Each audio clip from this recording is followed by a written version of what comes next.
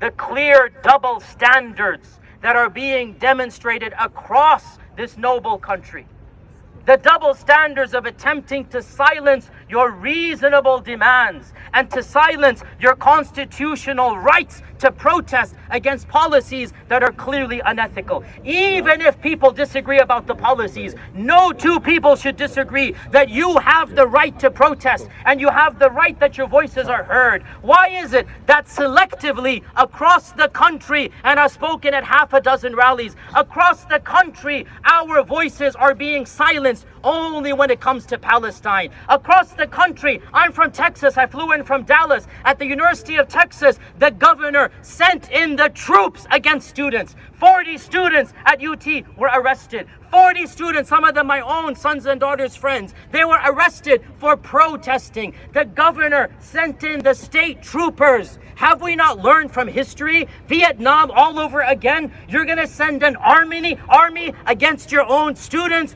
Anytime the government sends the army against the students, history has shown the government was wrong, the army was wrong, and the students were right. And all of you are right here and now.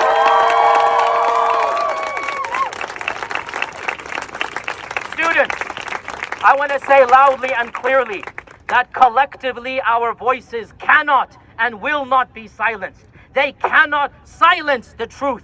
They cannot silence the genocide. They cannot silence all of our voices. They're scared, and that's why they're sending the troops in. They're scared, and so administrations are passing laws so that you are not allowed to protest. I was at another campus and they told me administration is meeting at night to make new laws that are unprecedented to target the rallies for Palestine. That's so unethical. That is so hypocritical, and we will not tolerate anybody of conscience. Anybody who believes in the Constitution must stand up for the rights of our students to protest, for the rights of them to not face violent police mobs, to not face the army being called in against them. So we're protesting for the freedoms we cherish in this land. We're protesting so that nobody ever takes those freedoms away. We haven't seen these types of scenes since the 1970s when the troops were sent in, when students were protesting against Vietnam. And unfortunately, that resulted in a bloodbath, as you're all aware, but that bloodbath was the turning tide, and the people's perception of Vietnam changed. This is not the only time students are protesting. Students have protested across the centuries of this country. They protested in favor of the civil rights. They protested against discriminatory policies against African Americans in the 1940s. They protested against Vietnam in the 70s. They protested against